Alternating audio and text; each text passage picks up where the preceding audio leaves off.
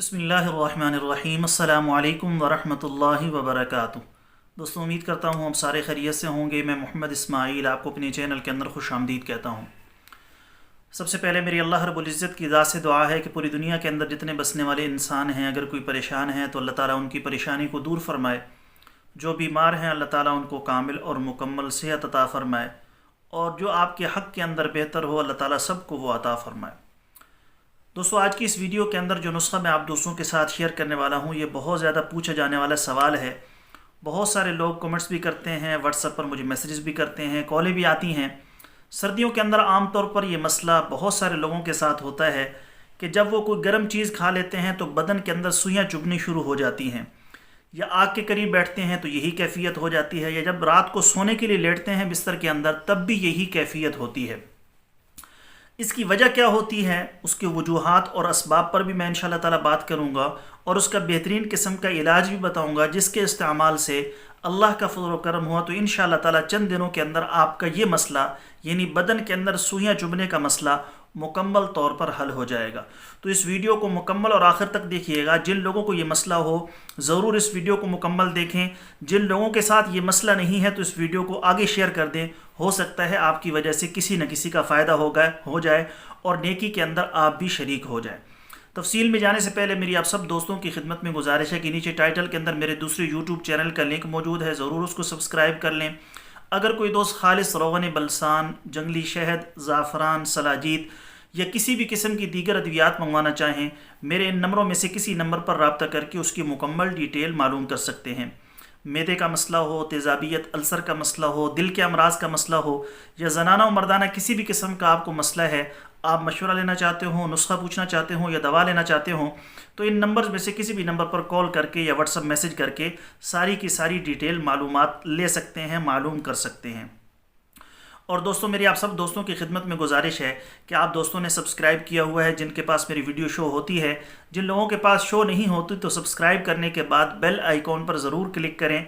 जब आप क्लिक करेंगे तो ऑल का नोटिफिकेशन आएगा, उस पर आपने दबाना है, उसको क्लिक करना है। उसके बाद जब भी हम वीडियो अपलोड करेंगे तो इंशाअल्लाह ताला वो वीडियो आपके सामने शो हो जाएगी।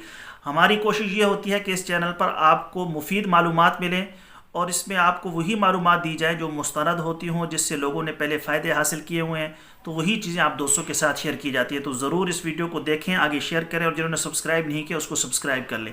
तो चले दोस्तों, बदन के अंदर सुइयाँ चुभना ये क्यों होता है, असबाब अलामात क्या हैं और उसका इलाज क्या है, आसान सा तफसील के साथ सुन लेते हैं। तो बहुत सारे लोगों को सर्दियों के अंदर ये तकलीफ़ हुआ करती है। ऐसे होता है कि सर्दी के मौसम में जब लोग कोई गर्म चीज़ खा लेते हैं या आग के करीब बैठते हों या फिर कोई ताकत लगाने वाला काम करते हैं जिससे जिस्म गर्म होता हो, या फिर गर्म बिस्तर में सोते हैं तो पूरे जिस्म में सुइयाँ चुभती हैं। इसका सबब आमतौर पर सर्दी खुश्की की वजह से जिल्द का बैरूनी तबक सिकुड़ जाता है। इस सुकेड़ से मसामात के रास्ते मसदूद हो जाते हैं और अंदरूनी तबक़ात जिल्द में मौजूद रतूबात की तरी बाहर के तबक पर असरअंदाज नहीं हो पाती।